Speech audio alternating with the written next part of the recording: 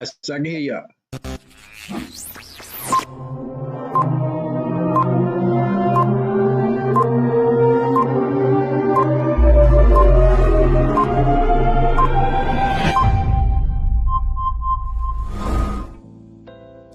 And it's getting so you can't pretend. Your tears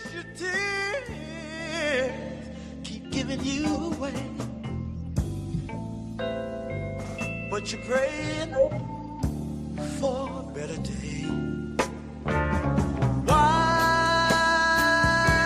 should I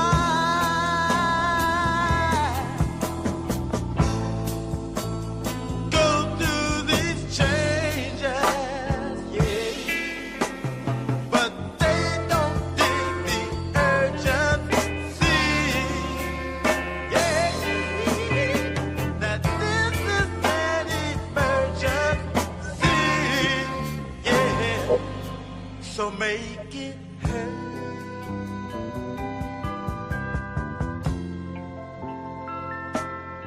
Deliver the word. V, this is your official county barbershop. It's Wednesday at 7 p.m. I'm your host, Phil Lee. With me are my co-host. Gene LeGrand. Nadir Nasheed. So as every week, people, we ask y'all to come on in the barbershop, sit down and hear about what's going on around the corner from you. And I'm always hoping that you all are listening to that opening cut from War, Deliver the Word. We listen to it quite often. Well, I do anyway. And what we're here to do is actually try to deliver the word to you all so you all can get a good understanding of what's going on and hear what we're talking about. So, a little housekeeping as usual. People, I got to tell you something. Folks are still stealing things out of your cars. Now, I was talking to one of my partners last night, actually, and he's a patrol officer. He's frustrated because he said people wouldn't leave things in their cars. People wouldn't be able to steal, and what we talked about, Gene, Nadir, was this. You got criminals who are just like other working people, unfortunately. At your job, you got a certain thing you do, and you go in and that's what you do. Well, you got criminals, some they steal from out of cars. So they sit around and wait for the sun to go down and they go to do their work. Don't give them any work to do. Fire them is what you got to do. It's like I told you all before about the lady who went to the post office and she wanted to run in and drop a letter in the mailbox.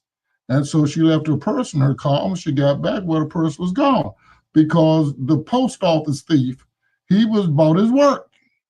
He gets up every morning, he goes to around the post office and he waits for somebody to come in and do exactly what she did.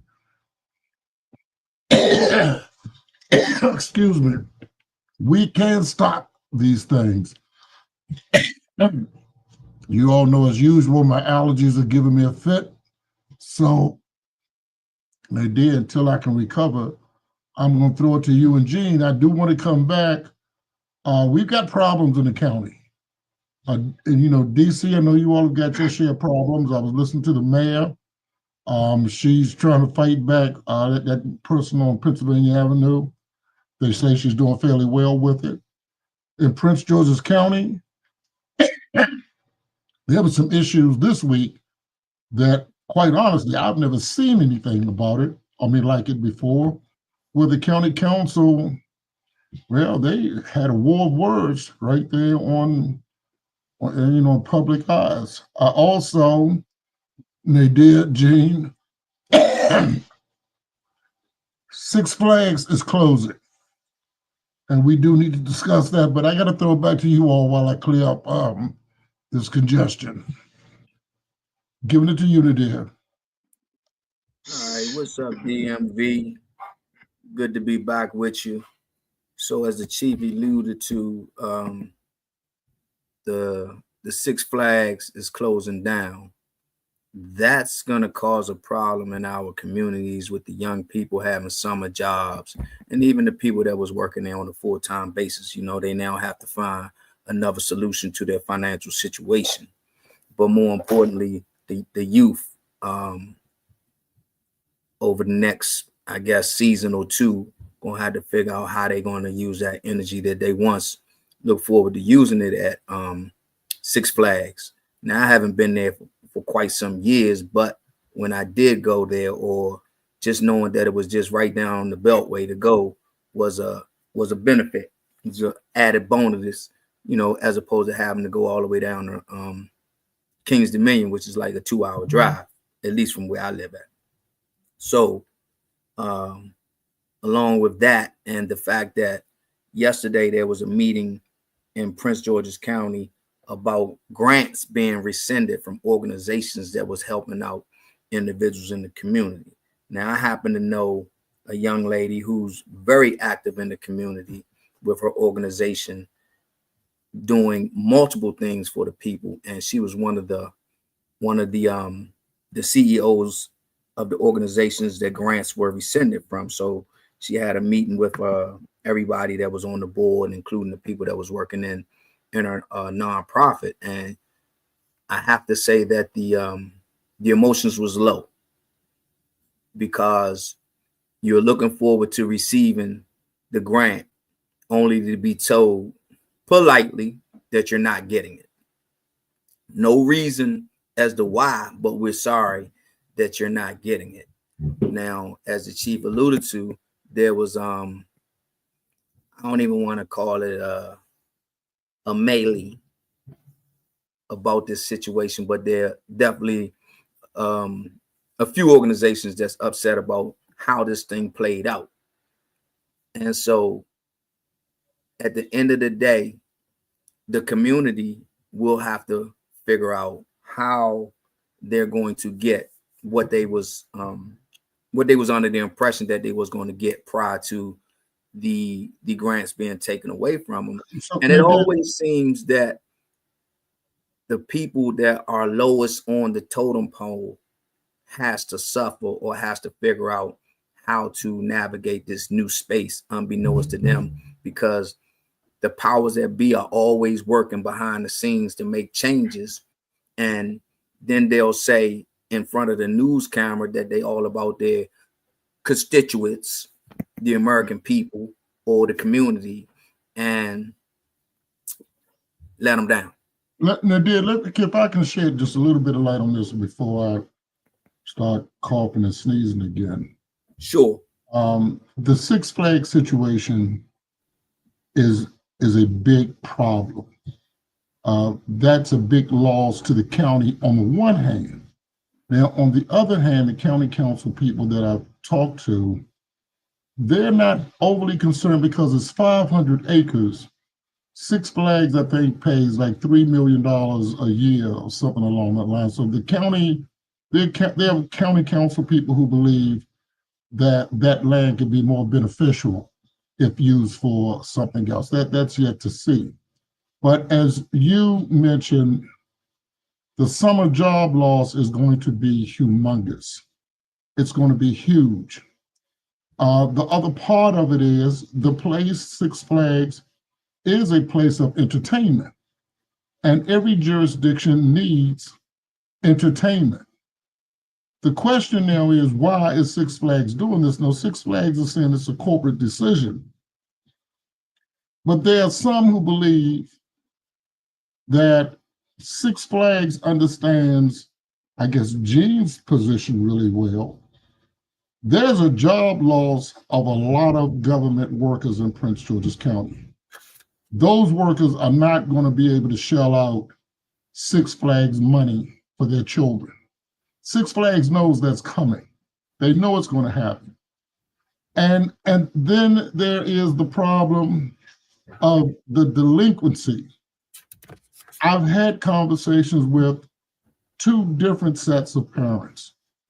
You have the one parent who says that she cannot really be upset because she was having a difficult time coming up with money every summer for her 4 children to go to Six Flags. I guess it must be, what, $45, $50 to get in there.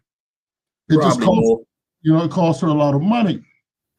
But then there's the other side, parents who says, who have that kind of disposable income, And they're saying that they are afraid for their children to go to Six Flags because of these violent outbreaks. And Six Flags understands that they've got like a double-edged sword that they're having to try to, or would have had to try to combat. May have been a difficult balancing act. Now, Six Flags is not saying that is the problem. They're not saying that yet. But perception is everything. I also would like to say to our listeners, this is not the first time that that entertainment park has closed. It became Six Flags, but before Six Flags, I think it was Wild World or something on that. Wild World. Right, and before that, it was something else. So there's a good possibility that another entity may buy the park and continue that kind of entertainment. My concern is this, and I do juveniles, and so for the audience, you will often hear me express my concerns about our juvenile population. Six Flags is closing. 3 weeks or so ago on Good Friday, the mall, what is it, Tanger Mall over by the harbor? What is they called? Tangier. They had to close the entire mall because of the threat of juveniles doing what they call a pull-up. That for you all, some of you are like me, pop up. But my concern, the problem was this: what kind of police department do you have that cannot control or protect commerce? I've tried to find myself envisioning sitting at the table when the police chief says to the acting county executive, well, maybe we need to tell the owner of the mall to close down. Do you know how much money was lost on a Good Friday? Good Friday is when you go out and buy the nice looking pretty shoes and the dresses and the hairdressers. A lot of money was lost. Now, if I'm a business person on the outside looking at Prince George's County as a potential place to do business, I'm going to have a big concern with that. Because basically what you are saying is that these juveniles are gaining too much control of the county and the county's commerce. Something has got to happen. I'm going to say this publicly. I'm okay with it. But if there was ever a time to replace your police chief, it is now. This is in terms of law enforcement. As my opinion, this is a police chief who is in the wrong place. This is not the place for him to be police chief. Your job is to protect and serve, not to withdraw. Police departments, law enforcement do not withdraw. They don't do that. They never do that. So I would say to our listening audience, and we can talk more about it at a later time if you all choose, but I believe it's time for Chief Aziz to leave Prince George's County. Personally, I don't think he was ever a good fit. I don't know why Angela Alsobrooks brought him here. He's not of the caliber of the police chief we are accustomed to having here. I think it was a mistake. There have been too many problems in our department. Gene, I'm gonna give it to you because I'm getting ready to have another coughing and sneezing attack. But Gene, when we're talking about the loss of commerce, that's your wheelhouse. What does that mean, Gene? We got lost jobs, we got people who closing stores down. What's going on with our AA rated, AAA rated county? Take it away, Gene. There's no money. There's no money in the budget. You have to go back and look at old laws first. You have to look at old rules and regulations that were put in place before I was born. So if those laws still exist and nobody changed those laws, then now is the time when, in order to know what's going on, you have to touch the bottom. we are about to touch the bottom, and it doesn't look like it because the media is not willing to talk about it. Because if we did talk about what is actually happening, then people would be in line getting their money out the bank just like they did in the Great Depression. But because people don't know history, they don't realize that people were in line trying to get their money out the bank in 1933. Nothing's changed. It's just that now that system is going downhill, and we see it with loss of jobs. We see it with councilmen fighting each other. I mean, arguing over stuff that sound like some street antics going on, and didn't even sound like politics. At first, they were talking about build it up, and they realize there's no money because the people who do get some money, they're hoarding the money, and they're not spreading it out evenly for their own benefit. So if they're doing the same thing that's going on the street. So at the same time, you got an economy going down, and they're fighting. How are you going to get anything fixed if they're fighting over apples and oranges? And you got people in the communities talking about, well, we don't have any sidewalks. 3-year-old just got killed. They're shooting around my neighborhood. There's dogs running wild. Okay, and not one person in the county. It's not even coming from the state. The state ain't even jumping in. So if the county is not doing anything, who's going to do it? People have to be conscious, and they got to figure out how they're going to work together to support. That's what, they have to have. Small businesses going to have to hire whenever they can. It's tight. It's going to be tight. But we got to touch the bottom before we start coming back up, and we haven't touched the bottom yet. So I can see how Six Flags is closing. It's just like Sears. It's just like Toys R Us. Poor management. Not able to see the future. Don't have anything in plan. No plan in place except for what you think is right for your company. Now, everybody is affected, even in the government, federal government, okay? They're poor planning. That's why you got $37 trillion of debt. Poor planning. You misuse the funds. Now, this is the trickle effect. That's just what it is. And when we're touching the bottom, that's why it's just so bad right now. Like everywhere you go, it seems like everybody's struggling to pay their bills. Okay. Behind a hyperinflation comes deflation, and then prices crash. Now, I want to give this to Nadia.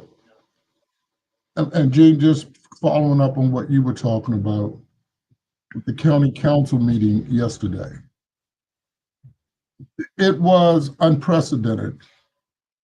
And it was about as close to well, I won't say a street fight. I'm not going to go that far. But Catfights. We saw 2 councilwomen, or actually 3 council people, really give legitimate headaches to another one. Let me try to straighten that up. It was not a matter of there necessarily not being any money. What the chair of the council, Ed Burrows, did, and I commend him for the way he did it, was he actually put up a flow chart to show what had happened to the funding that was appropriated for people like Nadia's friend. Now, Nadia, the grants have been rescinded. That does not necessarily mean they're not going to be reappropriated, but it's going to have to be in a different way. And so this is public information, so we can use names. Councilwoman Jolene Ivey, who is a councilwoman at large, she actually was also running for county executive. The way the county council works is they have a fund, can't remember what the name of it is, where they each year give funding to different community grants that show they're doing needed work. Jolene Ivey was the chair of the council, and what happens with these grants is the chair of the council has to sign off on those grants that the chair believes are in line and online for the funding. Jolene gave 70% of the funding to 3 of the 9 councilmatic districts. One district, being the district I live in, for the first time ever, county council had $0 to give to community groups. Jolene did not appropriate any money. District 8, I think she gave something like 4.5% of the overall pot. And we're talking about a big pot of money, Gene. I think it's like $4 or $5 million. That's a lot of money. The 3 councilmatic districts that got the money, and we don't want to say things one way or another, but there are 2 white council members and Jolene. Now, the 2 who called her out, or the 3, one of them being the chair of the council, they were within the right to call her out. How do you give your councilmatic district 28% of the funding? How do you justify that? And you give another 0, one 3.5%, another one got 1.5%, and these other areas are areas where, and I'm not taking anything away from the group you're talking about, because a lot of them are doing food, farming and those kind of things, and that's important. But you have 6 other councilmatic districts, and most of them are struggling with homelessness, seniors being evicted from their houses. As you know, we have the job situation. She didn't give them next to anything. And it was proven, there was proof that Jolene had said to some, if I give you this money, I expect you and your constituents to vote for me. But it got worse. Got worse. There was more evidence that Jolene had actually said to a union person, it's those 2 dark-skinned women on the council who are the problem. Now, I'm going to tell you something, Gene, I ain't heard that in a long time, okay? I have not heard the paper bag thing in a long time. But for a councilwoman to basically talk about the complexion of another council person is unconscionable. How do we get her out of it? How does that happen? Well, and there have been several conversations today, and I was involved in one of them. What Chairman Barrows did do was he put on the floor for any council person who wanted to vote or ask for a vote to rescind the order to rescind that rescinding order to vote. Jolene had to make the motion, and he forced her to make the motion. He told her, you brought it up, you had the press conference, you said that you need to make the motion. And then, of course, as motions go, they have to be second. No other council person would second the motion. Nobody. You need that. You need that second motion. You do. And what this actually did was it put Jolene on record. Answering your question, Gene, I have said in the meeting, I believe it is clear that what she did was unethical. I think that she does not have the right to serve the people, and she sure does not have the right to vote on any legislation, period. So Jolene, is that the real reason why she backed out of the race? Well, I was, I well, was, no, I was no, just no, about to 'cause say that.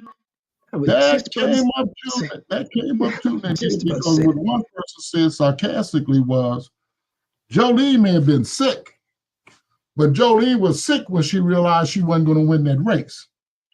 Okay, because there's been a whole lot of talk about that. Jolene looks real healthy. But she Okay, probably knew she wasn't going to win that race too. and she She did know probably it. knew she wasn't going. She knew her plan was to do exactly what she's doing right now. I got to give it to you two for a minute. You know, I made the comment. I think she did that on purpose, man. Yeah, I made the comment to Chief the other day when we was texting one another back and forth about, being behind the scenes and getting the scoop after, he come out of the war rooms with them people because we not privy. Gene, we just regular old civilians. He a special kind of guy, so he can get all of that type of information on his back phone, 12 o'clock at night, 6 a.m. in the morning, they calling him, waking him up, He get breakfast.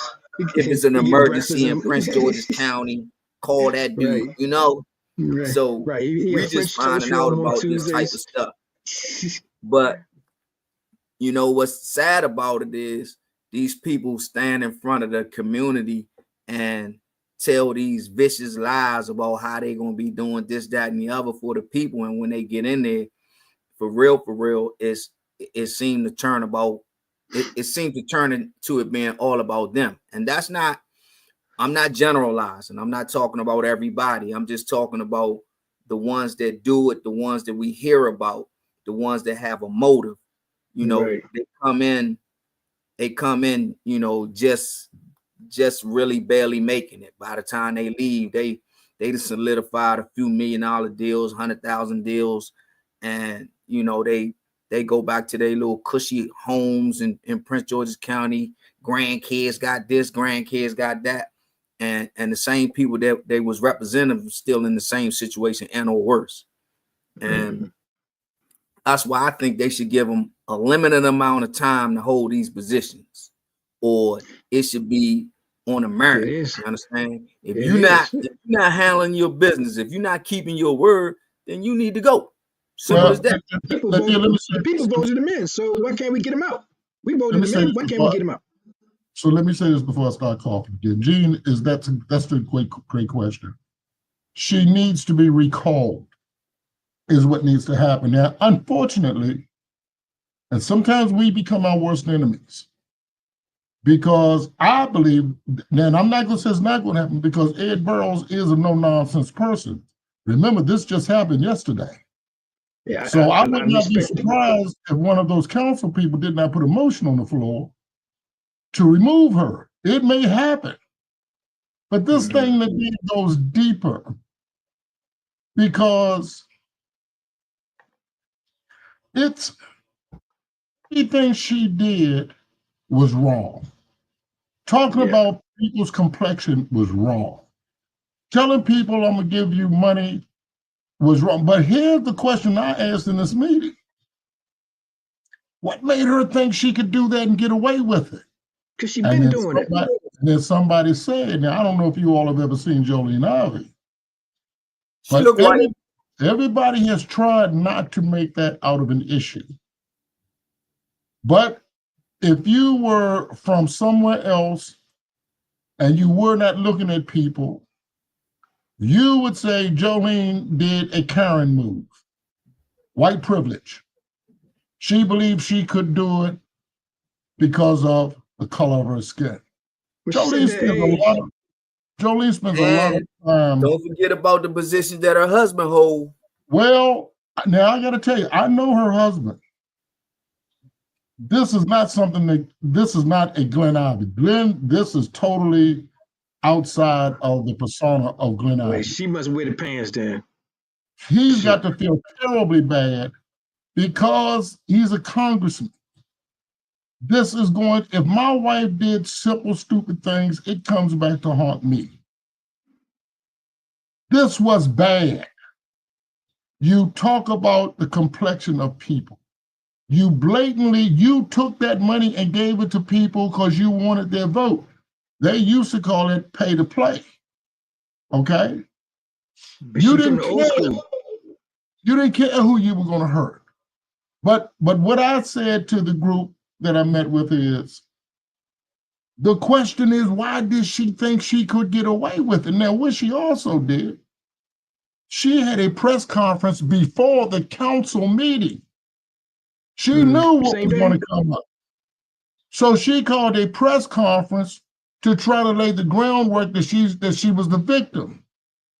She needs to be bounced. Which day was that? That's the same day? The same day, Gene. Why would you ask the question, why does she think she can get away with it? Because Nadine, and I'm just being facetious, because we know why she thinks she can get away with it. All right. Just We check. know Right. why. We know why she thinks she can get away with it. I believe that Jolene, and then you all are maybe a little too young, but I believe that if this was 40 years ago, Jolene is one of those people who would do that, what they used to call it, Gene? White shadow. No, they used to call it When you can go in one community, two communities, and play both sides. passing. She would do that passing thing. Yeah. She would be white when she needed to be white and black when she needed to be black. Right. And take information from us and take it back over to there. Now, I'm saying this to you all, this is bad. Now, Ed Burroughs, she did not anticipate Ed doing what he did. She thought this was a conversation that would take place behind closed doors. Okay? Now Ed has put it out there, Gene, so you're not the only one asking that question, Gene. Why is she still there? Okay? Something needs to happen. Do you think Ed is setting her up right now? I believe this is, if I was Ed, I think Ed, and I know Ed would say to you in response to that, she set herself up. She did. Right. She set up her own self. She set herself up. She walked into it. She did. So because when I watched it, he changed the rules. What rules did he change? That now that the floor can now have a say or agreement when they couldn't in the past? It was not a written rule. It was a rule of the council that those things would usually be discussed behind closed doors. The rule he says he changed was he put it out there in the public, but he said he did that because she decided to have that press conference before the council's hearing. Right. So she kind of didn't give him any choice. He got balls. And this is what I'm saying to you all. Grants have been rescinded. Nadia, like the person you're talking about, I too feel bad for them. Because these people believe this money was pretty much in the bank.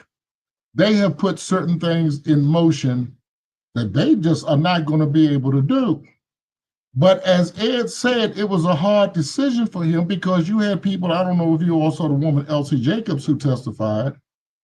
You can't expect Elsie to keep on scratching at the ground while these other people got all of this money growing. Yeah, the food is important. But her work is also important. So people have, and I will tell you all this, and I probably mentioned it to you before, when my councilwoman told me 4 or 5 months ago that there was usually every community-based organization that does the work, that verifiable work, they usually will get a part of that grant. My organization did not get it. And I complained. So woman Wallace said, Mr. Lee, they didn't give me any money. I got to tell you something. I did not believe her. I honestly did not believe. I had to call her and apologize to her because I did not believe that. Jolene, how dare you? So Nadia, those people who are going to lose those grants, they should be angry with her. But like Councilman Olson said, and he's one of those council members who got the grant, he kind of felt bad about it too, because he didn't know it was like this. That's what he says. Oh, he cared about the money he got. I didn't care. That's what he says. But what he's doing is publicly saying to the public, don't blame me for this. What she did, she shouldn't have done it. Huh? What district is he? I think he's in Hyatts. I think Olson has, I think he has Hyattsville. Hyattsville, Landover, Hyattsville and Riverdale. Yeah, probably over that way. I know Tom DeNoga is also over that way. Listen, the county is going in a bad direction, man. And you look at the bits and pieces that we've talked about, and things are getting busy again because the teachers' unions are raising hell because they are saying that they're not getting what they need to teach. Now the numbers are coming out of the top ends who are just making too much money and there are too many administrators. How's county exec doing? Well, I will say this to you, and this is kind of like they say, don't talk bad of the dead. Well, she ain't dead. But this was an Angela thing. Angela caused this to happen. Yeah, no, I believe you. Okay, Angela caused all of this to happen. She did. People got upset with State's Attorney Braveboy because State's Attorney Braveboy would not endorse Angela. But Aisha said she wasn't going to endorse her because she knew. She knew the things that Angela had not done. Did Ivy support her? Ivy, yes, her husband supported her. Supported Alsabrook? Yes. Okay, that's the thing I'm talking about. Look at who teams up with each other. Well, right? but they in the same boat. Gene, I'll tell you, and I think we discussed this last election, and I know Nadia discussed it. It was all over the place because you had two senators, Infumi and Ben Cardin, who endorsed Jolene. Did they endorse Jolene? They endorsed Jolene Ivy. And the question became, okay, you done gave Jolene your vote. Now Jolene is bailing. Where does that endorsement go now? You had Angela who endorsed Calvin Hawkins. Calvin didn't get 1% of the votes. That tells you something. You know, Angela, you don't know no better than that. But she owed Calvin. She knew he wasn't going to win. She knew it, but they told her she had to do it. She had to do it. Exactly. Look, she had to support. The problem, and see, this is, and I'm not going to feel bad for Miss Braveboy because I think she will handle it. But there is a lot of righting the wrong that needs to be done. You've got a school system that's failing in a AAA bond rate. AAA is the highest bond rating a county can have. But your school system sits second to Baltimore City. There's something terribly wrong with that. You bring a police chief here from Dallas, Texas, who ran a police district, not the police department. He ran a police district. You brought him here to the third largest police department in the state to run this. There's something wrong with that. Now, the school superintendent, I don't know a whole lot about him, but he's been real quiet, whoever the hell he is. But this thing with the council, it kind of brought the problems to light. Gene, you're not wrong. Y'all been taking this money and doing who knows what with it, and you've been getting away with it. How long has this been going on? Now, somebody's going to want to go back through records and say, okay, has this been done before? They say nothing of this magnitude. I do know that usually, now, Angela was very, very selective as to who she gave money to. And Rashawn was the same way. In Prince George's County, while it's a Democratic county, and supposedly our elected officials are all Democrats, you have a case, as far as I'm concerned, of the wolf in sheep's clothing. You have a lot of Democrats who are extremely conservative. They act like conservatives. I'm not knocking conservatives. Conservatives have one political ideology. Democrats have another. What is wrong with that is when you try to impose one ideology under pretense on the people. I do that. So, Nadir, this is to you. You talked about Six Flags and the children and jobs, but Nadir, that's only a part of the problem. You got a graduating class. You got a high school graduating class, and I'm looking for the number of graduates this year. What are these children going to do? Some of them who plan to go to school, they can't go to school now because their parents lost jobs. Those coming out of high school usually can go get a job locally somewhere. That's going to be hard to do. I know you mentioned the children's summer jobs at Six Flags. Those are the pre-teens, the early teens.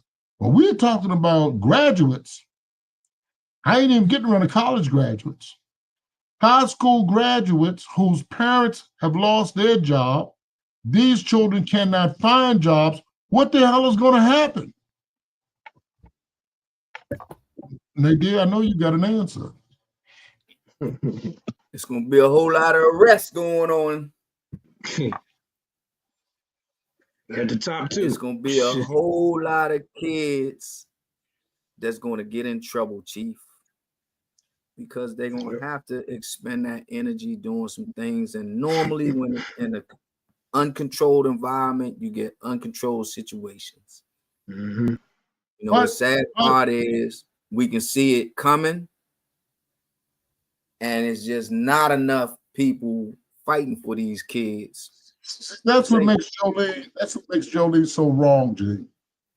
Because a lot of that funding that she could have given to some of these other districts, it could have helped them to ward off this. Nadir, you think that they don't know what you know? But Jolene didn't care. I think they know, but I think it's all about making a decision that's beneficial to them at the time that they make it. It's all a game.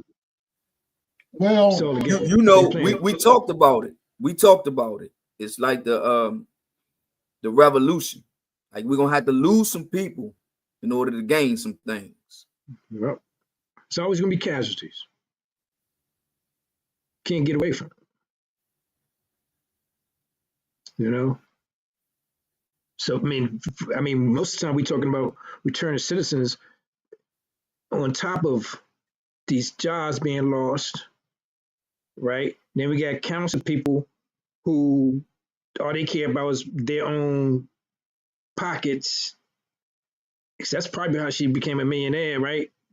You know, lining other people's pockets.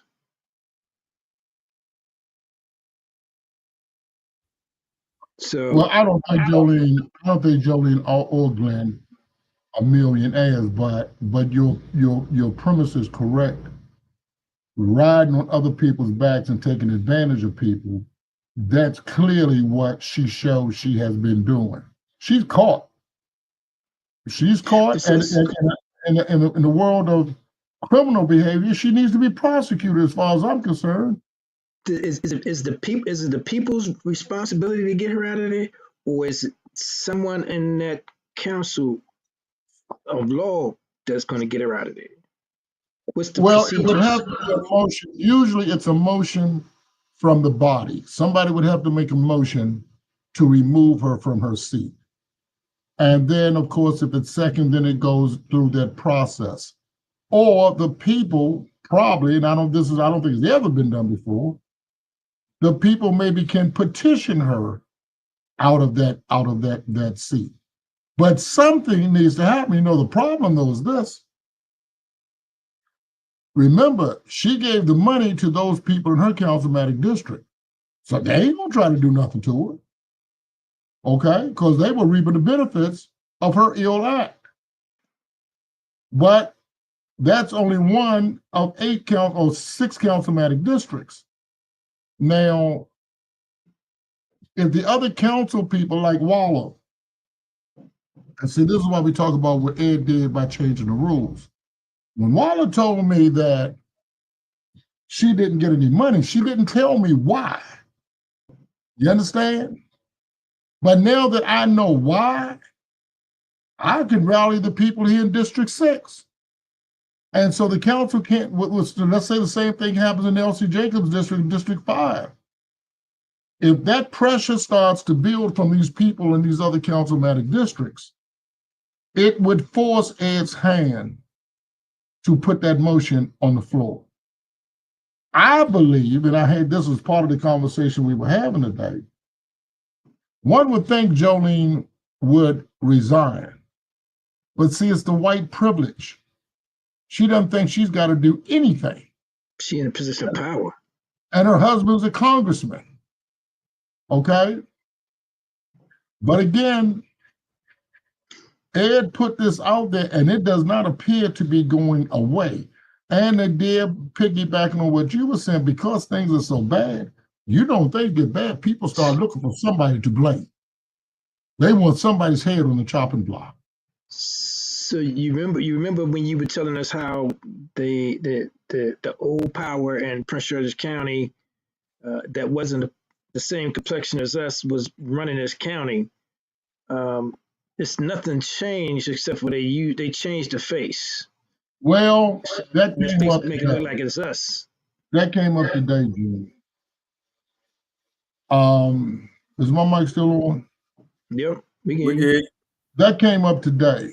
The good old boy network, and is there the making of a new old boy network? In other words, new Jim Crow. Jolene is doing exactly what they did before. Exactly. Okay.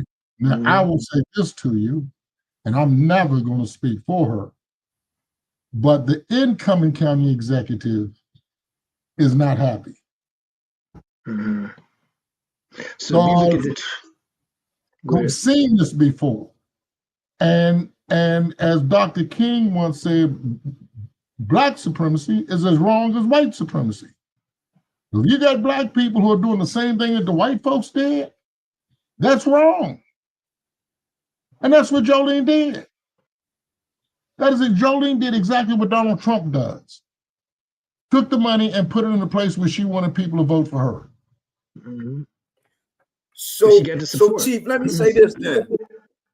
If Ed Burrows did what he did, why is that not triggering outrage from all of the rest of the colleagues or public servants? Like, it should be front page news. Well, now I told you this just happened. This just happened yesterday. Okay? Hey, you still might not see it. Now you got if there was some drama that had happened yesterday out in the street in the hood, it would have been front page news. Now you have at least 4 of the 9 council people who are not going to let it go. Okay, and you can bet that those 4 are trying to get 3 of the others to agree with them. If they get 7 to agree, Jolene's gone. How long has she been in office? Well, I think she was a council person for 4 years, and then she ran for at-large. So she has not really been there that long, but she's always been a very arrogant, self-righteous person. Always. And, this time around when she's going to run for county executive, people were complaining. People said Jolene will run for every time a seat opens up. She'll run for it because she thinks she's supposed to have it. She really thought, I'm sure, that she could beat Aisha simply because of the way she looks. She more or less kind of made that point when she called those other 2 council women those dark-skinned women. So she was thinking she was gonna win off of her prestigious level, and she looked at the county exec now to say, oh, you're not above me. I'm gonna win just because of what you look like. Yes, basically that's exactly what she did. And so she took the money, and since she didn't win, or just so she tried to win, she gave that money to the white constituents. No, she had already given them the money. Remember, that budget was already given the money. Right, that's to what support had to be rescinded. Right. Okay, old power, new power. Right. If she had won, she'd have got away with it because they probably couldn't have done nothing about it. Right. Yeah. right? They did. Yep. Stealing more Now, money after that. when she pulled out, I guarantee you she had a lot of sleepless nights. She Yeah. had. And she probably believed that her husband's position would help her. But I got to believe Glenn, because this will find him on Capitol Hill. He's going to hear about it on Capitol Hill. And so I think when I say the Karen syndrome, that's what Jolene acted like. She acted just like a Karen, you know. Them black people, them dark black people over there, she said that they told them that they were lying. And they would tell her, you calling me a liar, and I've got 3 or 4 people who saw you do it, heard you say it. But she believed because of who she is and what she looks like, she could just simply say you were lying, and that would do it. She didn't get away with it. I would say to the audience, you need to go on YouTube or wherever they play these things at, because, again, I commend Ed Burrows, Crystal, and Waller, because they tore her a new one. Right. They ain't pulled no punches at all. And they were rather professional at doing it. Yeah. Yeah. You know? But anyway, for our audience, Nadia, Gene, you all have heard it from them. This really comes down to, who are you people electing? Who are you all electing? Did you elect Jolie because of who her husband was? I believe so, because to tell you the truth, I don't think anybody knew who Jolie was until Glenn ran for office. What are you all really doing? You know, and how many people think like she does? What are we as a people? Set aside politics right now. But as a people, are we still walking around with the brown paper bag? Are we still hung up on complexion? Are we carrying out the white man's bidding again? Well, she come from that era though, so she's still carrying that flag. She comes from the area, but when you hear her, I'm gonna tell you something, Gene. When you hear Jolie talk about her upbringing, I don't care if you black, you know right away this woman is trying to justify why she looks the way she does. Right. Okay. She struggles hard every time she does an interview. She tries hard to let people know I'm black. Well, why you gotta keep on telling us that? I'm black. I'm black. Save me. So, Let me spend your money. Anyway, Nadia, Gene, I'm gonna give it back to you all for about 6 minutes. I'll be right back. Six you know, minutes. I gotta make my run. Okay, Dougie Fresh. Hey, Gene, Yeah. man, take us out with some financial information, because you know them 6 minutes really gonna turn into 3 when he get back. Right. Well, I mean, one thing I can say is, when you see the writing on the wall, when prices are really high and people can't afford anything, and you see white people complaining about the same thing, then there is a financial issue in the country, not just in the state or the county. So, in order to save yourself and to save your family, you got to think ahead, and you have to do something that you've never done before. And let's think outside the box. Buy some gold, buy some silver, get some currency, buy some XRP, buy those things that aren't part of the system that you've been relying on for the last 30 years, 40 years, since 1971 when they took us up the gold standard, right? So when the system is crashing, you have to have something to hold on to that's not a part of the system. Gold is not part of the system, right? So it's compared to the system, but it's not part of the system. So I mean, even if everybody, like, you get 10 people to chip in $100 or $200, and you get a kilo, you everybody who chipped in actually come up. So because it's supply and demand, when the dollar goes down, then the supply and demand for gold goes up. Right. It's an inverse relationship. But because people don't care, they don't think about that. They just want to You buy, know, buy, buy. you know, Gene, it's hard. It's hard for our community to understand where you're coming from because we've been so privy. I mean, not privy. We've been so prone to always have to fight and struggle just for the little things that we do have. And then just based on our conversation that we've been having throughout the last hour, you have the people who have the wherewithal and have the connections and the doors open up for them, and then they abuses it, like the lady we was referring to. So Right. you know, you just got to keep putting that information out there for us because you know we've been knowing each other 30 plus years, and I learned so much financial information from you. And yet, even with the day-to-day lifestyle or the day-to-day grind, I still haven't exactly came out on top, you know what I'm saying, just based on the information that you've been giving me over the last 30 years, man. So you know it's going to be a struggle, but it's a hell of a thing that you are putting the information out there for us. This I don't sound right until people start to see the writing on the wall. You see what I'm saying? When things start to crash and things start to fall apart, that's when people go back and think about, hold up, I heard this before somewhere. But because Right. it's not at the point where it feels like a destruction, then people they just okay, they're comfortable. I see it on TV. It's in another country. I don't see it in my country, so we good.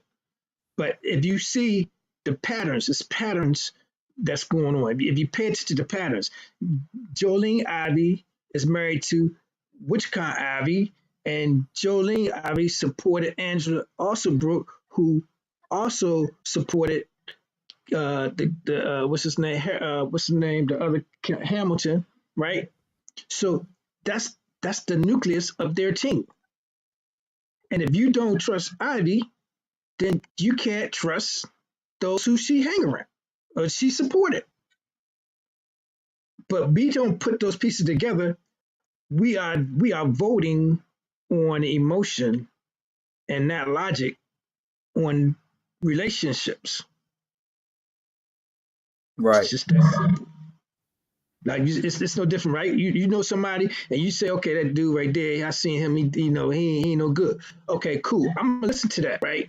But somebody else might say, well, he ain't done nothing to me. But that don't mean you ain't gonna get it.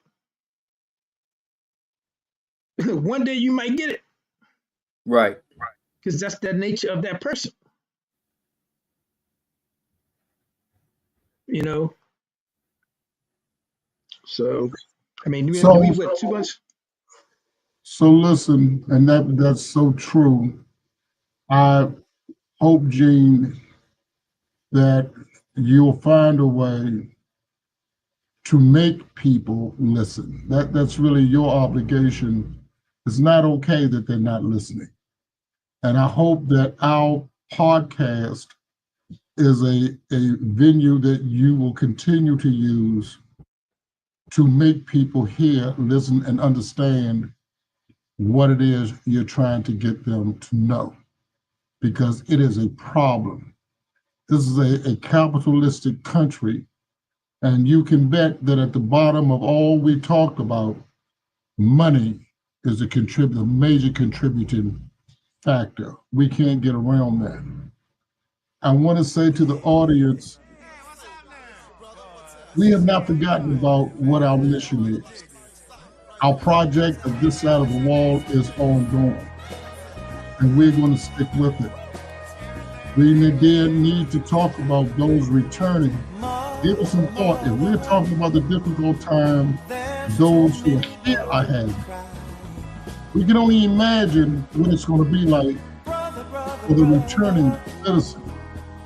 When you talk about funding, housing, and all these other things, a lot of those coming home and need to be paroled to somebody's house, you don't have nowhere to be paroled to.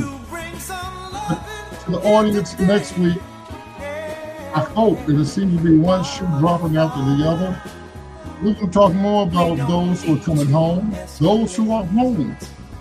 You have to talk about the families don't want their people going back to prison.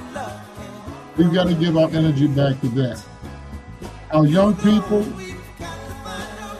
to all of our politicians, to all of our people, from Harold Melvin, I give you this.